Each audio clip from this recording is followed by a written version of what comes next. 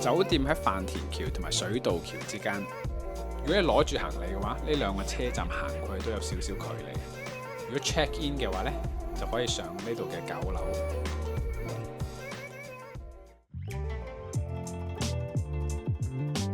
一出 lift 就見到對比好鮮明嘅綠色同埋白色。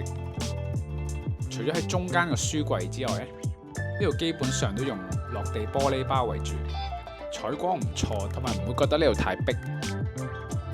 呢個 cafe 除咗俾住客用之外呢，仲對外開放嘅。呢度賣嘅主要都係啲輕食，三文治、蛋糕、咖啡茶，同埋有賣少少酒。你買完嘢食可以喺室內，如果天氣好嘅呢，其實可以去埋外面坐下。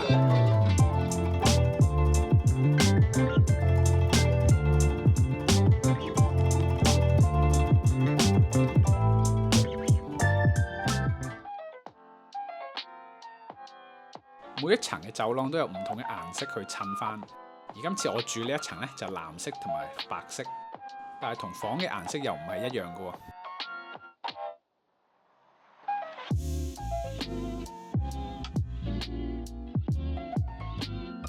房入邊嘅空間唔係好大，門口旁邊就已經係洗手間，呢度夠擺張凳、台同埋2張單人床。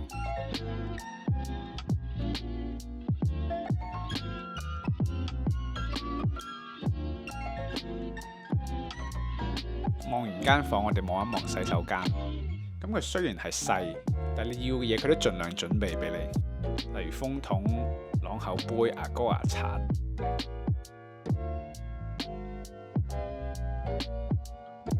咁喺個洗手盆隔離就已經係擺熱水煲同埋擺杯個櫃，雪櫃就收埋喺下面嗰個甩頭。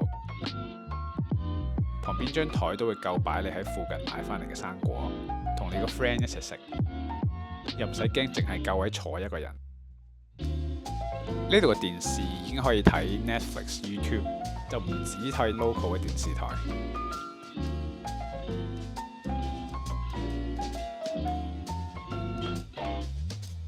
喺床嘅另外一邊就係個浴室，幾乾淨企理，你唔會覺得有啲舊或者污糟嘅感覺。當然唔少得正常都會有嘅洗頭水、沐浴露、護髮素嗰啲。洗手間入邊都唔係一個普通嘅馬桶添，門後面仲有呢種磁貼，就唔同平時掛喺門柄嘅嗰種牌。我冬天過嚟呢度，衣架好似唔係太放得晒一個人嘅外套。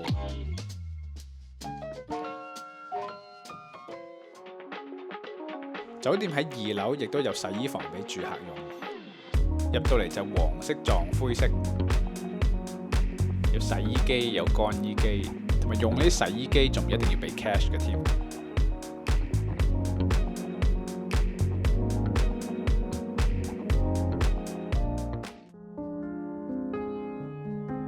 沖完涼要用風筒嘅時候，就發覺個電掣其實收埋咗喺洗手盆下面，咁都好過喺隔離有機會會濕。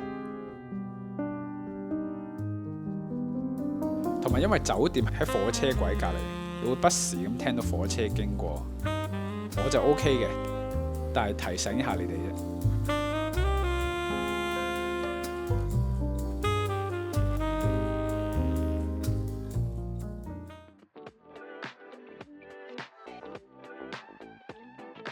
咁除咗頭先我哋睇過嗰間房，仲有啲咩顏色嘅房呢？如果你去佢個官網嘅話呢，我哋去 Rooms。你可以睇到佢仲有其他顏色嘅配搭喎。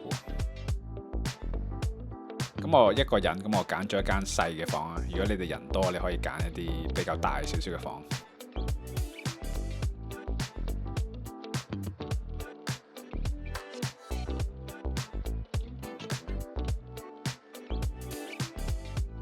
我睇人哋個 vlog 嘅時候呢，佢哋話呢個房有露台呢間房呢係比較 chill 嘅。咁我估呢間就係8樓嘅房嚟嘅。如果你翻去一入嚟嗰張相嗰度呢，你就會睇到佢9樓呢個 reception 嗰度，下面有啲凳喺度。咁嗰個應該就係頭先我哋睇到嗰間房嚟嘅。行過去東京巨蛋同埋後樂園呢，大概5分鐘嘅路程。嗰邊係一啲食肆同埋玩樂設施比較聚集嘅地方。咁你將來如果要嚟 Tokyo Dome 睇演唱會或者睇 show 嘅話呢，住呢間酒店其實都好近，仲可以去埋隔離個遊樂場。如果仲想睇其他酒店或者民宿嘅話呢，就記住 subscribe 個 channel 啦。